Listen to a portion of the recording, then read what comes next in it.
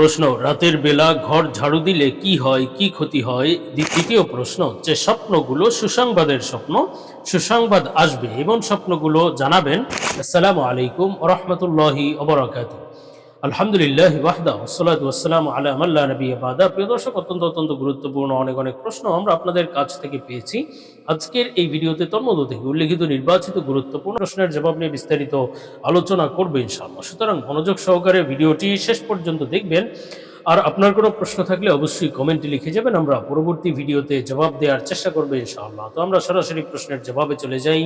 একটি প্রশ্ন ছিল, শেখ, যে স্বপ্নগুলো সুসংবাদের স্বপ্ন, সুসংবাদ আসবে এমন স্বপ্নগুলো সম্পর্কে জানাবেন। দেখুন, এমন স্বপ্ন তো অবশ্যই রয়েছে যেগুলো সুসংবাদের স্বপ্ন, আবার সতর্কবার্তার স্বপ্ন রয়েছে। তো প্রশ্নের ভিত্তিতে সুসংবাদের স্বপ্ন সম্পর্কে ইবনে সিরিন রহমতুল্লাহ আলাইহি বলেছেন, স্বপ্নে যদি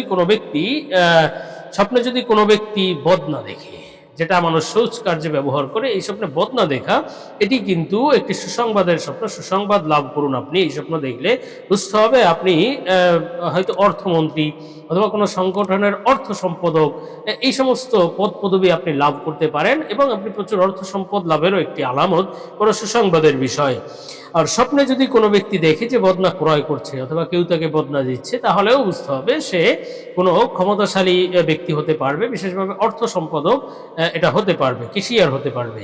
আর স্বপ্নে যদি কেউ বদনা ভেঙে যেতে দেখে অথবা বদনা নষ্ট হয়ে যেতে দেখে, পুড়ে যেতে দেখে, এই ধরনের স্বপ্ন দেখলে তাহলে বুঝতে হবে যে এটি তার স্ত্রীর সাথে বিচ্ছেদ হওয়ার আলামত।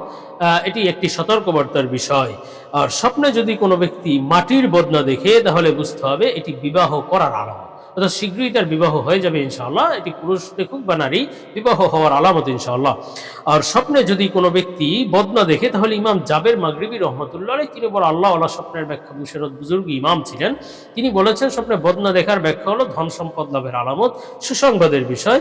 স্বপ্নে যদি স্বর্ণ, রূপা অথবা অন্য কোনো ধাতুর বদনা দেখে, তাহলেও বুঝতে হবে সে প্রচুর অর্থ সম্পদ তো লাভ করবে, কিন্তু সাথে সাথে তার বদনাম হতে পারে, সে হয়তো বেইজ্জতির মধ্যে, বদনামের মধ্যে পড়তে পারে। এটি একটি সতর্কবার্তার বিষয়। তবে সীসা, অ্যালুমিনিয়ামের বদনা দেখা আবার সম্পদ লাভ এবং প্রশংসা লাভের আলামত।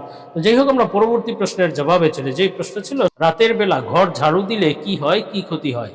দেখুন, রাতের বেলা ঘর ঝাড়ু দিলে বিশেষ অমঙ্গল হবে, ক্ষতি হবে, অভাব অনটন দেখা দিবে, আয় রোজগার কমে যাবে, এই ধরনের অনেক কথা প্রচলিত আছে। কি করিলে কি হয় মর্মে যে বই পুস্তক পাওয়া যায়, এগুলোর মধ্যে লেখা থাকে।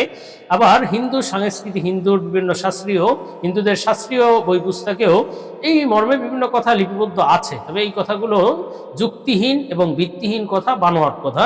এগুলো ইসলাম সমর্থন করে না, ইসলাম এগুলোকে কুসংস্কার মনে করে।